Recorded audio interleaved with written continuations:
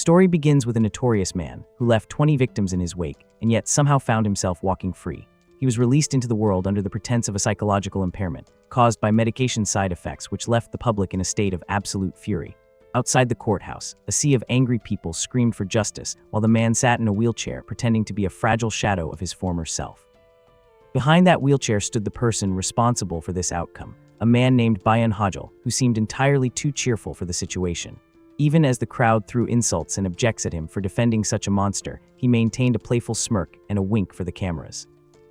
He casually mentioned to the press that he was simply a lawyer doing his job, though it was a job that even the most corrupt major law firms refused to take for any amount of money. Once they were safely inside a luxury car, the act was dropped instantly, and the murderer began laughing about how easy it was to fool the public with a little bit of acting. He was so impressed with the results that he offered his lawyer a night of celebration and a permanent spot on his future legal team. When the man curiously asked how Hajal managed to block all the unfavorable evidence, the lawyer simply gave a witty non-answer, suggesting that revealing his secrets would put him in a very difficult position. Later that night, the murderer was relaxing in his high-security penthouse on the 34th floor, feeling more energetic than he had in years. He was convinced that his wealth and his lawyer had bought him a lifetime of freedom, but his peace was interrupted by a knock at the door. To his absolute shock, Hajal was standing there in the middle of the room, having somehow climbed up to the balcony for a late-night visit. The murderer was confused since their legal business was already finished, but Hajal explained that he was there for a new case that had nothing to do with the law. As he slowly pulled on a pair of black gloves, the atmosphere in the room turned cold, and the playful lawyer persona disappeared. Sensing the danger, the murderer reached for a hidden katana and revealed his true identity as a high-ranking master of a dangerous gang who was legendary for his skill with a blade. The man tried to intimidate Hajal by explaining the different classes of warriors, claiming that a true master can use anything in the world as a weapon. Hajal listened to the lecture with a bored expression while reaching into his bag to pull out a shotgun. He calmly admitted that he must be a third-class fighter because he preferred the directness of a firearm over the elegance of a sword. The murderer desperately tried to call it cheating and begged to talk things over, but Hajal just smiled and noted that being both a killer and a lawyer was a perfect fit for his brand of justice. Without another word, he pulled the trigger and closed the case for good. Bayan Hajal finds himself reflecting on his peculiar career path, while admitting that he is basically just talking to himself in a casual way. He realizes that people might wonder how a person can be both a lawyer and a professional killer at the same time, but to explain that he has to start with a certain organization called the Glory Club. On the surface, this group looks like a humanitarian organization that serves society through various sponsorships and charity work, though in reality, they perform a very different kind of service by eliminating people behind the scenes. Hajal was one of their paid volunteers, working his way through a strict ranking system that went from a lowly D rank up to the elite A rank. He eventually reached the 16th spot in the C rank, but he soon hit a wall and realized that his current lifestyle was far too dangerous and might lead to an early grave. After a particularly close call where he was almost zipped into a body bag while still breathing, he started to wonder if he could ever find a normal job that utilized his specific skill with knives.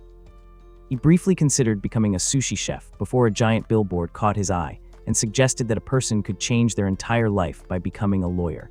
Even though he initially thought only gullible people fell for such advertisements, he decided to give it a try and was shocked to discover that he had a hidden talent for studying.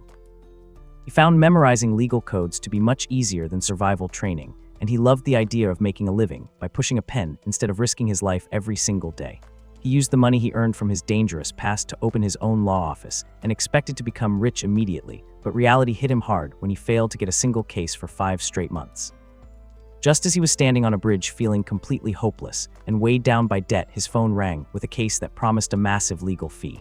His new client turned out to be a man named Joe Duchin, who was an arrogant gangster with a criminal record that included nearly 20 different offenses.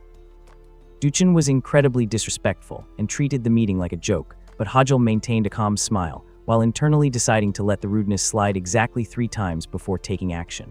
The case itself was a total mess, because the entire incident had been captured on clear camera footage, which made a traditional defense almost impossible. Hajal explained that the only way to avoid a long prison sentence was to get the victim's family to agree to a settlement, so he headed out to a rundown neighborhood to meet the son of the man Duchin had killed.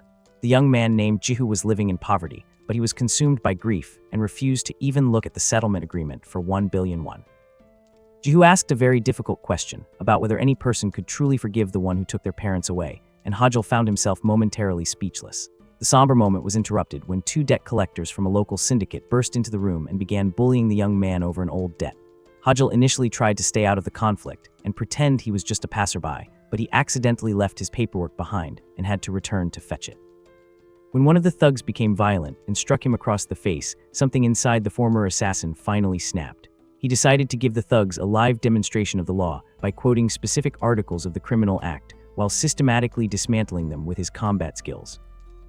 He explained the legal penalties for home invasion and illegal debt collection with every strike he delivered until the two bullies were left defeated on the floor. After the dust settled, Hajul calmly took a consultation fee from the thugs' own wallets and handed the rest of the cash to Jihu as a small gesture of help.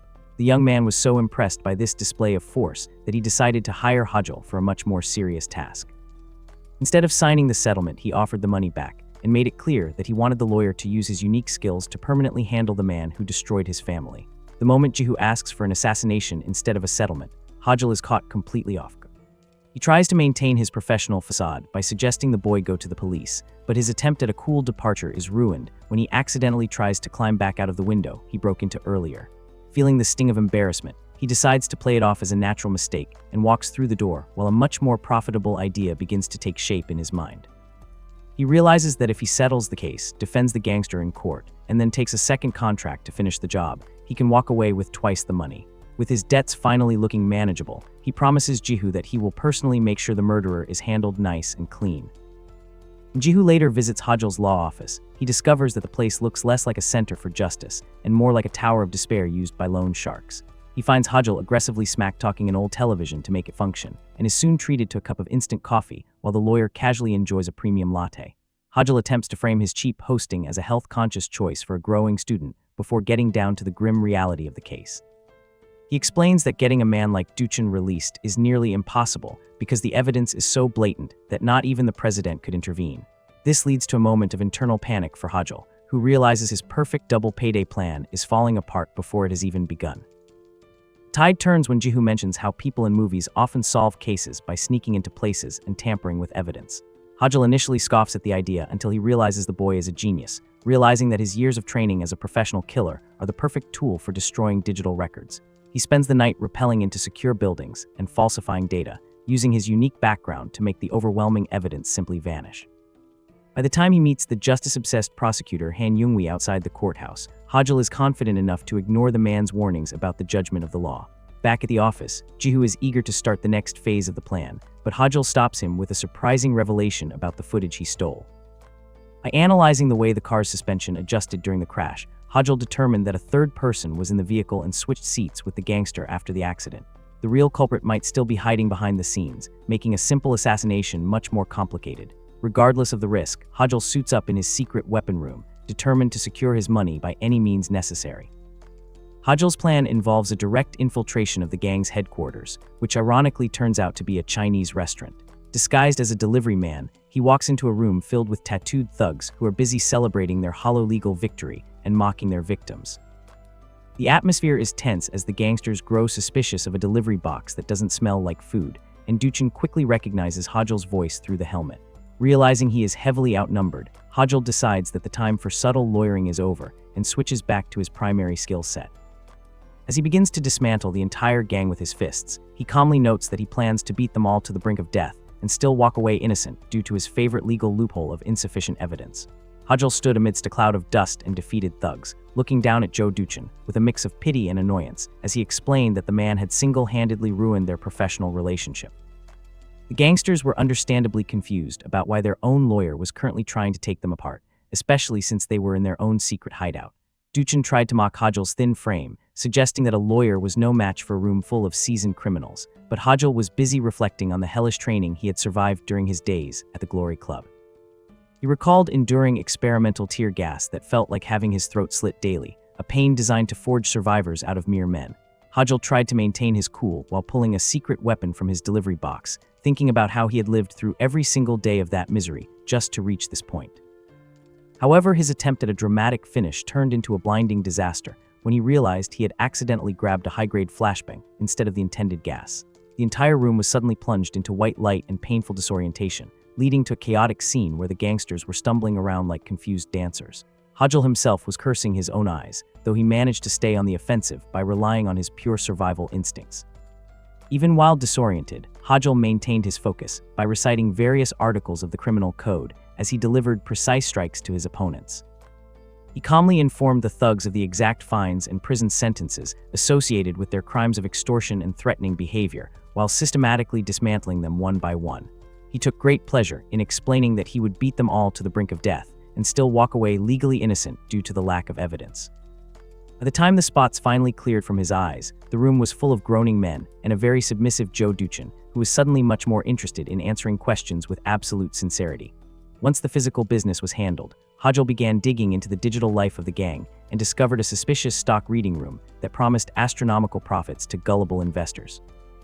He explained to a skeptical Jihu that these rooms were designed to trap families in a cycle of debt by using sweet words before the scammers vanished with everyone's money. While Jihu wanted to involve the authorities immediately, Hajul knew that the perpetrators were using virtual accounts and overseas addresses that the police simply didn't have the resources to track. Back at his questionable law office, Hajul presented a hand-drawn organizational chart that looked more like a kindergarten project than a legal document, much to Jihu's amusement. Despite the boy's critiques of his artistic skills, the lawyer had successfully identified the primary decoy used to lure Jihu's father into the deadly trap. The person responsible was a world-famous internet streamer known as Crystal, a woman so mysterious she was nicknamed the Ghost because no one knew her real name or where she lived.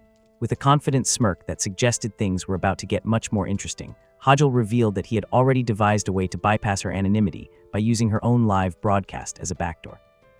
Prosecutor Han Yonghui was currently having a very bad day because the ironclad case against Joe Duchin had evaporated into thin air as if by magic. He was busy taking out his frustration on his subordinates, while they stood there silently wondering how a rookie lawyer like Bayan Hajul could have outplayed a man known as a legal powerhouse. Yonghui realized that his perfect record was officially ruined, and he was determined to uncover the true identity of the man who had turned a guaranteed conviction into a complete disaster. He knew that Hajul was much more than a simple attorney, and he immediately ordered a deep investigation into the background of the person who had dared to cross him. Back at his office, Hajul was acting like a common fanboy while watching a live stream of a mysterious woman named Crystal, who was famous for her secretive personal life. Jihu watched with a look of pure disgust as Hajul drooled over the screen, but he soon learned that Crystal was much more than just a popular internet personality. She was rumored to be an incredibly wealthy heiress who donated all of her streaming earnings to charity, which made her connection to a violent street gang even more difficult to understand. Hajul was convinced that she was the key to finding the real culprit, and he was willing to go to extreme lengths to get close to her. The situation turned from strange to ridiculous when Hajul revealed that he had spent his entire savings of 5 million won just to win a one-day date coupon with the streamer. Jihu was horrified by the lawyer's lack of financial responsibility, but Hajul maintained that this was a necessary investment for the case. He explained that a direct investigation would only cause the woman to disappear, so he needed a way to meet her without raising any suspicion. Despite his chaotic appearance, Hajul had actually been conducting a high-level observation of Crystal's surroundings during her broadcasts. He pointed out that the coffee cup she held belonged to a regional brand that did not exist in the city, and he had noticed a subtle chemical stench on her clothes that even expensive perfume could not hide. By combining the sound of local trains with the angle of the setting sun, he had successfully pinpointed her secret location to a specific industrial district in Sehyunsi. Jihu found himself genuinely impressed by the lawyer's investigative skills until the conversation shifted back to their next move against the gang. Hajul knew that secret organizations were experts at destroying evidence before the police could arrive, so he realized he would have to infiltrate them personally to find the truth. The plan took an even more absurd turn when Jihu suggested a new method for an unnoticed entry into the gang's hideout. He reminded Hajul of how effective his delivery man disguise had been, but his newest suggestion was apparently so insane that it pushed the former assassin to his limits.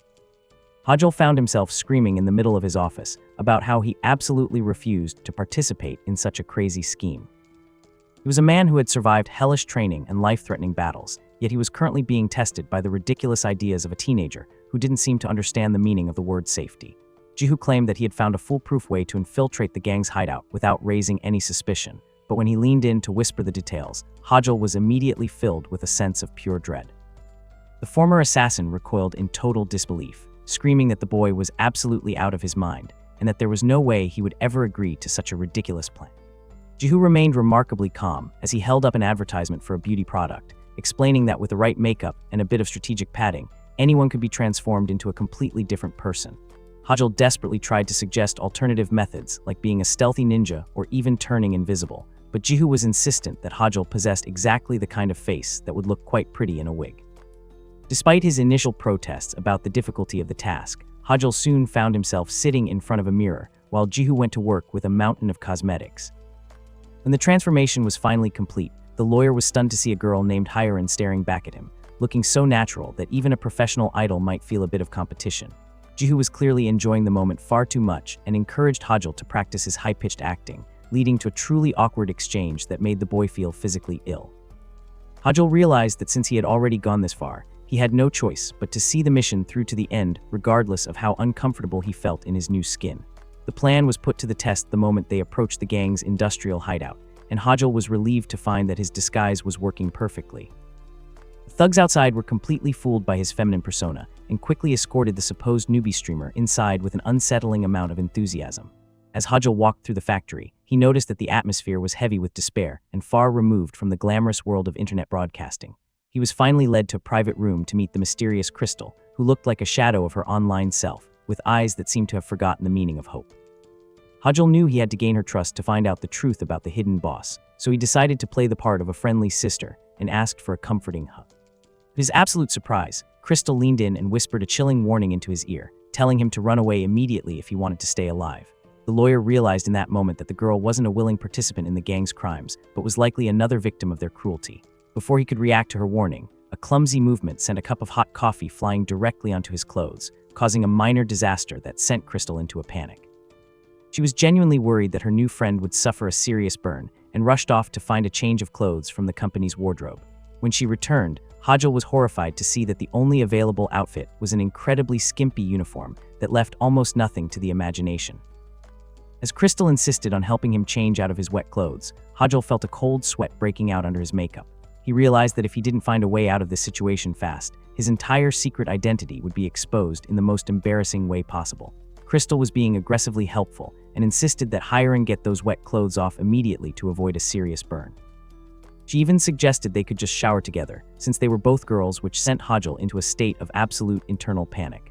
Jihu was watching the entire scene through a hidden feed and was having a miniature heart attack of his own, since a single exposed button would bring their entire plan crashing down. Hajul desperately tried to push her away, but the situation took an unexpected turn when Crystal finally saw what was hidden beneath the fabric. She froze in complete shock as she looked at the heavy landscape of scars covering Hajul's shoulders and arms. Instead of realizing the truth, she misinterpreted the old battle wounds as tragic proof of a very difficult and painful life. Crystal was overcome with guilt for her pushiness and pulled the disguised lawyer into a tearful hug while promising to protect her new friend. Hajul found himself in the most awkward position of his career as he patted her head and thanked her for her warmth while privately feeling like the world's most successful accidental manipulator. Meanwhile, in a cold interrogation room, Joe Duchin was currently screaming at the walls and claiming to be a victim of a very violent attorney. His tantrum was cut short when prosecutor Han Yungwi entered the room looking every bit like the stern hand of justice. Duchin was visibly terrified and began recounting how his own lawyer had suddenly turned into a fighting machine who dismantled his entire gang in under 3 minutes. Yungwi listened with a focused intensity, realizing that Bayan Hajul was a much more dangerous puzzle piece than he had originally suspected. Duchin's path to becoming a CEO was revealed to be a dark journey that started in the Bronx when he was only 15 years old. He had risen to become the leader of a gang called the Vipers and earned a reputation for being a heartless monster who once ended his own right-hand man just for knocking on a door twice. After a particularly bloody incident, he fled to Korea and used plastic surgery and identity laundering to build a legitimate business empire that doubled as a criminal fundraising operation. He believed that his new life as a respected businessman made him untouchable by the law. Back at the factory hideout, Crystal continued to whisper her warnings to Hyren while explaining that the CEO was a man without a drop of human emotion. She revealed a secret hand signal shaped like a small heart and told Hyren that the moment she saw this it meant the boss had arrived and she needed to run for her life. Crystal seemed resigned to her own dark fate, but she was desperate to save the girl she thought was just like her. The room suddenly erupted into a frantic scramble as the gangsters received word that the big boss had arrived. Hajul put on a pair of sunglasses and a headscarf to hide his features while wondering if Duchin had already snitched on his location. A man walked through the door, and the entire gang bowed in a display of absolute submission. Hajul watched in complete disbelief as the justice-obsessed prosecutor Han Yungwi walked into the center of the criminal den. Crystal immediately gave the secret heart signal, and Hajul realized with a jolt of shock that the man leading the prosecution was the same monster wearing the human mask. The situation She described a legend from the Bronx about a 15-year-old kid who seized control of a violent gang called the Vipers and absorbed everything in his path. This monster eventually fled to Korea and used plastic surgery to launder his identity, but he continued to lead a massive criminal organization from the shadows of his corporate office. The tension in the warehouse hideout suddenly skyrocketed when word arrived that the big boss was coming for a surprise visit. Hajol tried to hide behind a headscarf and sunglasses, but his heart was racing as he realized the CEO might be the one person capable of seeing through his disguise. When the door opened, the gangsters fell into a deep bow as the justice-obsessed prosecutor, Han Youngwi, walked into the room. Hajol was paralyzed with the realization that the very man leading the prosecution was actually the criminal mastermind Crystal had described as a monster wearing a human mask. Hajol's internal panic intensified when Youngwi's eyes locked onto him and demanded a private conversation in the soundproof booth. The lawyer found himself trapped in a container where no one could hear a single sound from the outside, which was exactly what the boss wanted for his interrogation. Youngwi began to remove his clothes to reveal the terrifying tattoos of the Vipers gang while informing Hajol that he knew exactly who he was. He mockingly suggested that a lawyer shouldn't be playing games in a soundproof room and prepared to end the situation once and for all. Realizing that the time for games was truly over, Hajol shed his feminine disguise and revealed his true muscular form, which was covered in the evidence of countless battles. The boss was momentarily stunned to find a battle-hardened man standing where a girl had been just seconds before, but Hajol didn't waste a moment on dialogue. He used a length of rope to systematically dismantle the boss's arrogance while throwing his own words back at him about the convenience of a soundproof room. In this private space, Hajol prepared to use his unique combination of legal knowledge and assassin skills to close the case in the most permanent way possible. The gangster believed he had found the perfect opportunity in a soundproof room where he could do as he pleased without anyone hearing a single peep from the outside. While he grew more aggressive, Crystal was desperately pounding on the door from the other side, paralyzed by the fear that her new friend was about to suffer through the same nightmare she had once experienced. Hajol maintained his act as a shy and clumsy girl until he was backed into a corner, at which point he decided it was time to show his true colors. He shed his disguise to reveal the powerful and scarred physique of a man who had survived a dozen years of professional combat. He used the thug's own logic against him, pointing out that since the room was completely soundproof, he could deliver a brutal lesson without any outside interference. He systematically dismantled the arrogant criminal and even took a few embarrassing photos of the man in his tiger-patterned underwear to ensure he would never dare to speak a word about what happened. Watching the feed from the office, Jihu found himself wondering if his lawyer had actually stolen his legal certification, as his fighting skills seemed far more polished than his courtroom manners. He realized that Hajol was much more capable than he had first assumed, even if his attention to detail was a bit pathological. The situation grew even more complex when the real boss entered the hideout, revealing himself to be the justice-obsessed prosecutor, Han Youngwi. The man who was supposed to represent the law sat casually among criminals and admitted that he actually preferred the feeling of hitting humans over animals during his hit-and-run accidents. Hajol watched from his disguise, realizing he was dealing with a high-level psychopath who used his position at the Ministry of Justice to delete evidence whenever it suited him. To pin the crime on the real culprit, Hajol knew he needed a DNA sample and decided that a few strands of hair would be much easier to obtain than a vial of blood. He used his persona as the clumsy newcomer to stumble directly into the prosecutor, acting like an overexcited fan while secretly snatching the hair he needed. Despite the suspicious nature of the encounter, Youngwi remained focused on his own superiority and instructed the disguised lawyer to spend the night in Crystal's room. As Hajol looked at the exhausted and hopeless woman sitting in the corner, he realized his mission had changed from a simple investigation into a rescue operation, and he was now determined to find a way to break her leash and help her escape that hellish place for good. Looking at the exhausted woman on the floor, Hajol realizes that while he could easily slip away on his own, rescuing a damsel in distress from such a heavily guarded fortress is a much more complicated task. He decides that a genius like himself needs to find a way to be the hero of the story. His eyes land on the prosecutor's luxury car, and he realizes that even a psychopathic villain has a predictable weakness for showing off his toys. Since men are biologically programmed to want to brag about their expensive engines, Hajol decides to use the vehicle as his golden ticket out of the warehouse. He puts on his best charming persona and begins gushing over the sleek lines of the Mercedes AMG, begging for a ride. And Youngwi tries to stay focused and stubborn, but Hajol doubles down on the drama by claiming he is suddenly feeling faint from a severe lack of sunlight and vitamin D. It is a ridiculous performance, but the prosecutor eventually gives in and tells him to just get in the car. As they speed through the city, Hajol finds it hard to suppress his inner car enthusiast and begins rattling off engine specifications and horsepower like a walking brochure. He realizes he might be overdoing it, but he notices the prosecutor's ears turning bright red and knows the ego stroking is working perfectly. While he plays the part of a mesmerized passenger, Hajil is actually focused on the precious hair and blood samples he secured earlier. He knows that once the National Forensic Service matches this DNA to the crime scene, the prosecutor's career will be finished. The only remaining problem is finding a way to get out of the car, naturally, so he can hand the evidence over to Jihu. He decides to use the one threat no owner of a luxury vehicle can ignore. He begins a frantic act about a looming biological emergency, making it clear that if they do not stop the car immediately, the expensive leather seats are going to suffer a very wet and permanent disaster. Terrified for his upholstery, Han Yungwi slams on the brakes at a nearby convenience store. Hajil sprints inside and finds Jihu waiting exactly where he was instructed to be. He shoves the DNA evidence into the boy's hands and tells him to run to the forensic lab as fast as his legs can carry him. Just as he thinks the handoff is successful, the store is suddenly invaded by the same group of low-level debt collectors who were hounding Jihu's family earlier. They are still looking for the hotshot lawyer and have no idea they are currently staring at him in a wig and makeup. Hajil considers taking them out right then and there, but he realizes that a girl delivering professional combat strikes would be a very difficult thing to explain. The tension reaches a breaking point when Han Yungwi walks into the store to see what is taking so long.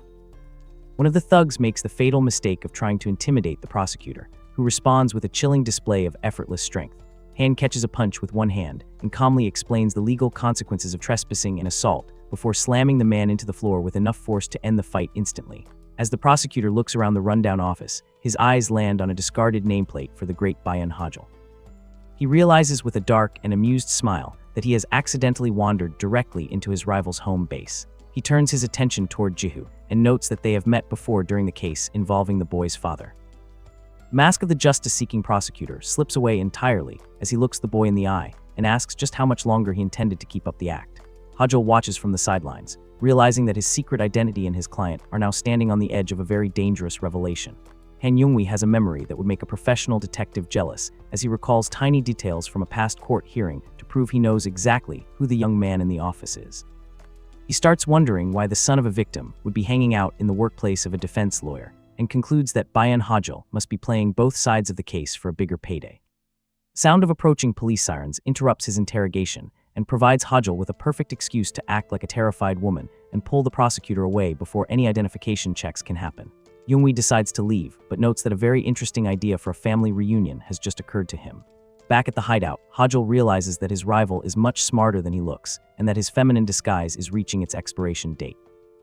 He returns to the studio and finds Crystal waking up from a nap, and she is immediately horrified to learn that her new friend has been out for a drive with the monster in charge.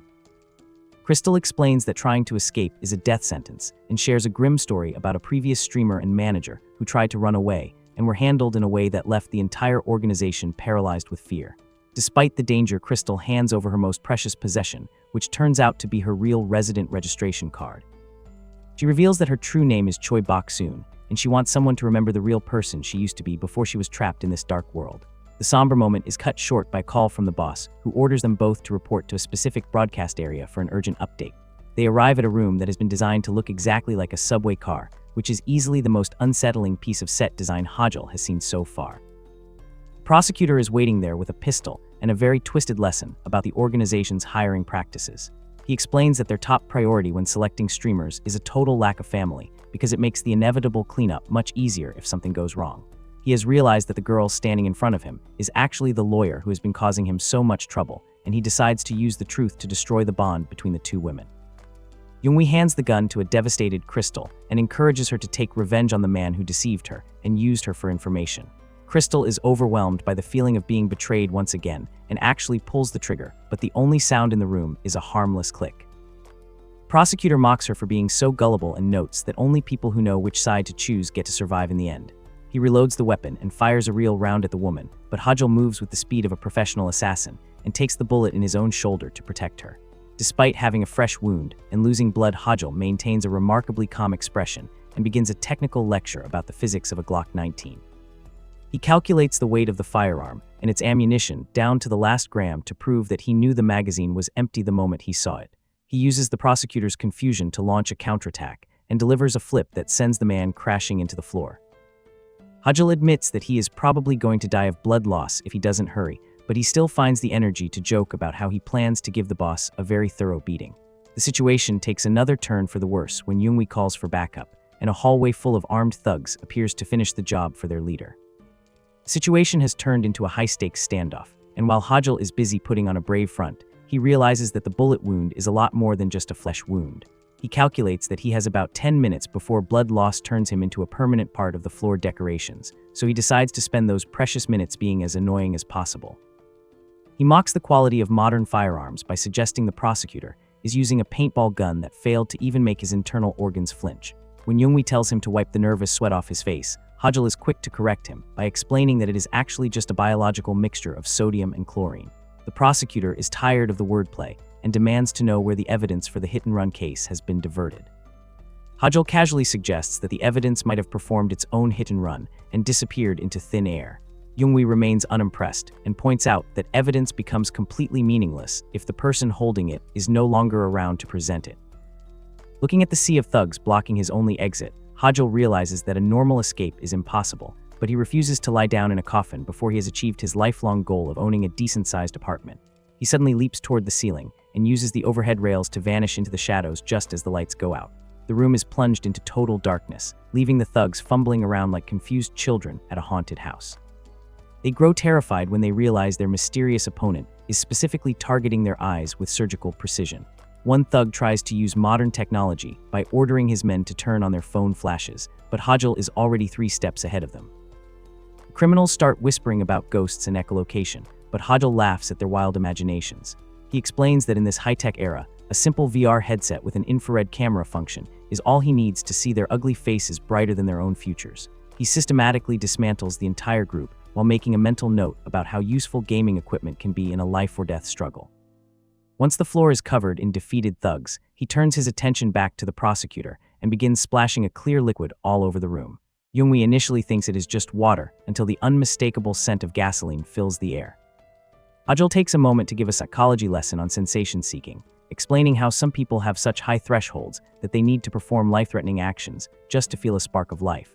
He compares the prosecutor to a free solo climber who scales skyscrapers with his bare hands because normal living just doesn't provide enough dopamine. He reveals that Youngwi is a top-tier monster whose level of sensation-seeking is completely off the charts. The prosecutor isn't offended by the analysis and instead finds the whole situation exhilarating. He pulls out a lighter and watches the flame with the look of a man who has finally found a worthy playmate. He reflects on his own history of being a rising star who realized that the law is just a tower built on power and manipulation. He once framed a suspect for self-harm just to secure a win and felt absolutely nothing but boredom. Now, standing in a room soaked in gasoline, he finally feels a sense of excitement and invites his new brother to see which one of them will survive the upcoming inferno. The room is turning into a giant furnace, and the thugs are finally realizing that staying in a burning metal box is a terrible career choice. While they scream about the heat, the prosecutor is busy having a midlife crisis of joy, claiming that this absolute chaos is the only thing that makes him feel like he is actually breathing. Hajil realizes he is on a very tight schedule because losing this much blood while being cooked alive is generally not recommended for a healthy life. He tries to appeal to the prosecutor's sense of logic by suggesting they put out the fire first so they can have a proper duel in a more comfortable climate. He even jokes about being a cold-weather person who loses his fighting spirit when the room gets too humid, but his opponent is far too gone in his own excitement to care about a little sweat. The prosecutor just laughs and reveals a very specific talent for counting sentences while his enemies are dying. He points out that Hajil has spoken exactly 12 times, which means he has inhaled far too much carbon monoxide for a person who wants to keep standing. He explains that breathing in air this toxic will end a life in under a minute, and right on cue, Hajil's knees give out as he collapses into a heap on the floor. Looks like the case is closed, but as the prosecutor walks over to savor his victory, Hajil's eyes snap open with a look that suggests he was just taking a very short nap. He grabs the prosecutor and delivers a brutal combat maneuver he calls a special massage from his days at the organization. The fight turns into a blur of speed that even a boxing champion would find difficult to track, and the prosecutor is genuinely impressed by the lawyer's hidden talents. However, the boss reveals that he did not reach his position just by having a high IQ, and he begins using a set of brass knuckles to shatter Hajil's leg. Hajil mocks him for needing hardware to feel brave, but he soon realizes that his opponent is carrying a very rare and very illegal piece of history. Turns out the boss is a fan of the 19th century Apache revolver, which is a multi-tool nightmare that combines a knife, a set of knuckles, and a pistol into one convenient package. Crystal watches in horror from a broken window and tries to help by tossing a fire extinguisher into the fray, which Hajul catches with the grace of a professional athlete. He uses the device to clear a path through the flames, but he is already dizzy from blood loss and realizes that dodging an antique weapon at point-blank range is a tall order. The prosecutor fires another shot and wonders aloud just how many lead souvenirs a human body can collect before it finally decides to give up. The prosecutor stands over the wounded lawyer with a look of twisted scientific curiosity as he wonders exactly how many lead souvenirs a human body can collect before it finally stops functioning. He decides that since they are already this far into the game, he might as well find out the answer through a bit of hands-on experimentation. Hajul manages to dodge several incoming rounds with a display of acrobatics that would be impressive for a healthy person, let alone someone currently leaking sodium and chlorine. He realizes with a grim smirk that the surprise is starting to get a bit too spicy for his liking, and notes that one more lucky shot from his opponent would definitely result in a permanent retirement plan. The boss seems genuinely impressed and points out that anyone watching would think those dodges were a fluke, but he knows a professional when he sees one. He takes a moment to admire his own rare weapon, noting how convenient it is to have knuckles, a knife, and a pistol all tucked into a single hand. Hajul tries to understand why a man with such an efficient tool would choose the slow path of a fistfight instead of just using the gun from the beginning. The prosecutor explains that ending things too quickly would be a tragedy because he has been looking for a worthy playmate for a very long time, and he would be far too sad if the fun ended in the first round. He decides to keep the entertainment going by specifically targeting Hajul's existing bullet wounds with the knife edge of his revolver. As the pain intensifies, the prosecutor decides to pass the time by sharing a fun story about the night Jihu's father died. He recalls standing over the man at the crash site and watching him struggle like a common bug with its wings torn off. He remembers how the victim didn't even beg for his own life, but instead spent his final breaths worrying about a son who was currently waiting for him to come home with dinner. That display of parental love made the prosecutor feel a very deep sense of irritation, and he decided in that moment to show the man what a truly miserable ending actually looked like. Returning his focus to the present, the boss explains that Hajul's fate was sealed the moment he started digging into a past that didn't belong to him. He recites the unbreakable rule of the criminal industry, which states that if a witness and their evidence both disappear, the crime effectively never happened. He even promises to take full responsibility for young Jihu by making sure the boy joins his father for a permanent family reunion very soon. Hajul decides he has heard quite enough and interrupts the villainous monologue with a very firm and energetic kick that sends the prosecutor sliding across the floor. The boss isn't worried and starts laughing about how the laws of this country are surprisingly gentle on people with his level of influence. He predicts that even if he gets a 20-year sentence, he will simply write a few nice essays and act like a model inmate to ensure he is back on the streets in less than 3 years. Hajul listens to this arrogant plan and decides that the legal system might be too slow for this particular case. He asks if the prosecutor ever spared a single thought for the miserable women trapped in his warehouse, or imagined the level of discomfort they were forced to endure every single day. Since the boss clearly lacks the imagination to understand the pain of his victims, Hajul decides to provide a very practical education. He suggests a simple and effective method to help the prosecutor empathize with the people he has spent his life tormenting. With a look that is part lawyer and part professional eliminator, he moves in to close the case permanently. He realizes that since his opponent is such a fan of intense sensations, it is only fair to give him an experience he will never forget. He delivers a final decisive blow, while playfully suggesting that it is time for the boss to see the world from a much more vulnerable perspective. Hajul explains that the effective range of an Apache revolver is barely 3 meters, making it more of a fancy paperweight at a distance. He uses this technical oversight to lure the prosecutor into a false sense of security before delivering a strike that reminds everyone why he graduated at the top of the Glory Club class. He notes with a smirk that being a competent lawyer requires a lot of sweat, but being a survivor requires knowing exactly when to play his cards. The news reports finally catch up to the reality of the situation, revealing that the star prosecutor was actually a notorious gang leader who entered the country illegally. Han Yungwi finds himself trading his designer suits for an orange jumpsuit and a sentence of 5,200 years in an American prison. Hajul watches the broadcast from his office and jokes that his old rival will at least get to enjoy a lifetime of hamburgers and model inmate essays. Joe Dutchin and his crew are also invited to stay behind bars, ensuring that the neighborhood is significantly quieter and much safer for everyone. With the immediate danger gone, Hajul fulfills his promise to Jihu and returns the registration card belonging to the girl once known as Crystal. He meets Choi Bok-soon under the falling autumn leaves and realizes that time truly flies when you are busy surviving. She admits that the outside world feels a bit awkward after being trapped for so long, but she is determined to start over and study for her exams. She teases the great lawyer for always wearing the same clothes and asks if they can still be friends, hoping that their bond as sisters can transcend his legal career. Jihu eventually finds himself standing before his father's memorial, finally able to share the news that he has graduated high school and grown into a proper adult. He receives a life-changing pension of 10 billion won, which Hajul insists on counting several times just to make sure the bank did not make a single error. The lawyer explains that transactions in the adult world must be exact, and that this money is the shield Jihu will need to withstand the harsh winds of reality. As the boy offers his gratitude, Hajul simply waves it off and tells him not to get too comfortable, as their formal business is officially finished. Life at the law office returns to a familiar state of financial despair as the months pass, and the landlord begins making very loud and aggressive demands for rent. Hajul reflects on how he expected money to pour in once he became a professional pen pusher, but reality has been much less generous with his bank account. His solitude is interrupted when Jihu marches into the office and announces that he is there to get a job. The lawyer is suspicious of this new type of scam, wondering why a billionaire would want to work for someone whose main meal is half a pack of instant noodles, but he eventually realizes the boy is serious about joining the team. Just as things are starting to settle into a new routine, a massive shadow looms over the country in the form of a top-tier idol named Anna.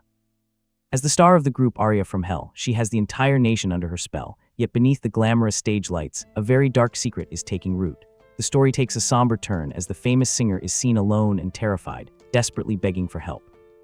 It appears that even the most successful people in the world have ghosts they cannot outrun, and a new case is about to land on the desk of the most unconventional attorney in Korea. The world is a place of deep darkness, where the brightest light often casts the longest shadow. This is exactly what happened to a miracle idol group called Arya, which rose from a tiny agency to become a global sensation, all because of one viral video. At the center of this storm was their leader Anna, a girl who went from busking on the streets to being the most beloved superstar in the country. Her fans promised to love her forever, but in the entertainment industry, forever can end in the blink of an eye. A scandalous video surfaced showing her entering a hotel with a mysterious man, and suddenly the public that once cheered her name was ready to tear her down. Meanwhile, back in the less glamorous part of town, the great lawyer Bayan Hajul is currently dealing with his own set of tragedies, mostly involving the fact that he has to carry heavy groceries for his new assistant, Jihu. Hajul finds it quite offensive that a man who solved a heinous case is now reduced to splitting a single pack of instant noodles for dinner. The two engage in a sophisticated debate about the merits of 2-0 hearing and the nutritional value of ramen, until the sounds of a woman screaming for help echo through the alleyway. While Jihu is ready to play the hero, Hajul reminds him that they aren't actually a patrol squad and that justice doesn't pay for premium noodles. However, the moment Jihu promises to buy him a high-end dinner, the lawyer's sense of duty miraculously returns. He charges into the alley and encounters two thugs who are busy harassing a young woman. Hajul makes quick work of the would-be kidnappers, quoting Article 276 of the Penal Code while delivering a lesson in physical education that they will not soon forget. He is particularly annoyed that these low-level criminals have ruined his chances of eating sweet and sour pork, noting that their lives aren't even worth a single plate of takeout food. The rescued girl is deeply grateful and bows in thanks, only to reveal her face and leave Jihu completely speechless. It turns out the fragile girl in the alley is none other than Anna, the superstar whose fall from grace is currently trending on every news outlet. Hajul, who apparently lives under a very large rock, has no idea who she is and wonders why everyone is making such a big deal out of a girl in a cat hat. Sensing a high-profile client, he instantly switches into professional mode and introduces Jihu as Watson, one of his 32 highly efficient secretaries. Safely tucked away in the Tower of Despair that is Hajul's law office, Anna explains her situation over a very budget-friendly cup of noodles. She admits to entering the hotel, but insists that the suggestive video circulating online is a complete lie. Hajul realizes they are dealing with a deepfake crime, a modern nightmare where artificial intelligence is used to manipulate images into something that looks incredibly real. He explains that celebrities are easy targets because there is so much data available to feed the algorithms. Anna feels like the entire world has turned into her enemy, and since her agency refuses to help, she believes she is truly alone. Hajul, seeing both a victim in need and a potential paycheck, decides to take the case. Jihu worries that having a famous lawyer hanging around a superstar will only draw more unwanted attention, but Hajul has already thought of a solution. He whispers a plan that involves a bit of this and a dash of that, leaving his companions wondering if he's about to save the day or just cause another international incident. It is clear that the great lawyer is about to step back into the spotlight in the most unconventional way possible. Jihu wonders if the great lawyer has finally lost a few screws by dreaming of becoming a glittery idol in a country where even stray dogs have a better chance at stardom. Hajul patiently explains that his talents are much better suited for the shadows and that he intends to dominate the industry as a manager instead. He pulls his assistant into a quiet hallway to explain the cold, hard logic of the digital age. He points out that the scandalous video looks far too realistic because it features the superstar without a single drop of makeup on her face. Since high-quality deepfakes require thousands of private face scans to look that human, the conclusion is obvious. This was not the work of a random hater, but a calculated inside job by someone with access to her most private moments. Jihu is impressed that the law degree was not actually bought online, though he still wonders how a man with such a wild background plans to get hired by a major agency. Hajil simply tells him to witness his resolve as he prepares to go to extreme lengths to secure the position. Meanwhile, the CEO of the entertainment agency is having a complete nervous breakdown because his staff keeps quitting under the pressure of the scandal. He reflects on how his previous manager was reduced to a drooling mess in just 1 week due to the fury of the fans. Just as he wonders who could possibly handle such a nightmare, the door swings open to reveal a man wearing a shirt with his own client's face printed on it. Hajil introduces himself with the confidence of a king and presents his business card while claiming to be the most capable manager in the country. He introduces his teenage sidekick as a professional stylist and waits for the inevitable confusion. Before the CEO can call security, Anna steps in to save the day by claiming she hired this strange dude herself because she trusts them completely. The president is far too desperate to ask questions and welcomes them into the inner circle, while Hajil makes a mental note that nobody kills their own golden goose, making the CEO the least likely suspect. The mission takes another turn when Hajil decides that the only way to find the real traitor is to observe the other group members in their natural habitat. He realizes that people act differently when the cameras stop rolling and determines that the idol dorm is the perfect place to uncover a grudge. He arrives at the Arya house wearing a blue sequin jacket that probably glows in the dark and prepares himself for the ultimate test of his resolve.